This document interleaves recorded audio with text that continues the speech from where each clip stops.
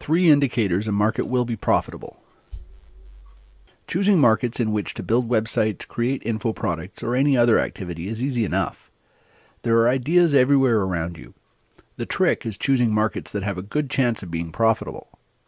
In this article, we're going to look at 3 indicators that will help you determine this before you start doing any serious work. When you set out to choose a market for a new project, remember this. It takes just as much effort to create something in a market that isn't profitable as it does in one that is. The only difference is the end result. You still have to do all the same work along the way. With that in mind, it's easy to see why you'd want to take some time to identify the profit potential of a market before you start building anything. The small amount of time you take up front can save you weeks of wasted effort. The first indicator that a market will be profitable is whether or not there are buyers in that market. In other words, are people actually buying stuff related to that market?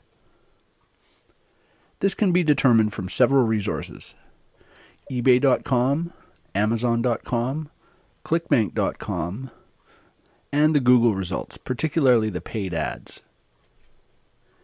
eBay, Amazon, and ClickBank can tell you whether or not there are other products out there in the market, and if so, how well they're selling.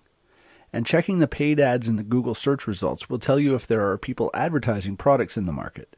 If so, there's a good chance people are buying from them since they wouldn't be paying for ads otherwise. The second indicator of a profitable market is whether or not there are print magazines about that topic. If there are, especially if there are more than a couple, it's a good indication that there's money flowing in the market. Print magazines are expensive to produce, so they only get published in markets where there's enough money flowing to support the magazine. The third indicator of a profitable market is an ongoing demand for information. If the subject is something that people will want to continue to learn about, or there are lots of related subjects that you could tackle, that's better than a subject that has a limited scope.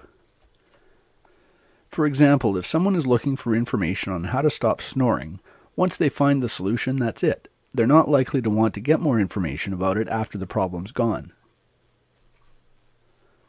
Health and fitness, on the other hand, is a much more general market with lots of topics that would be of interest.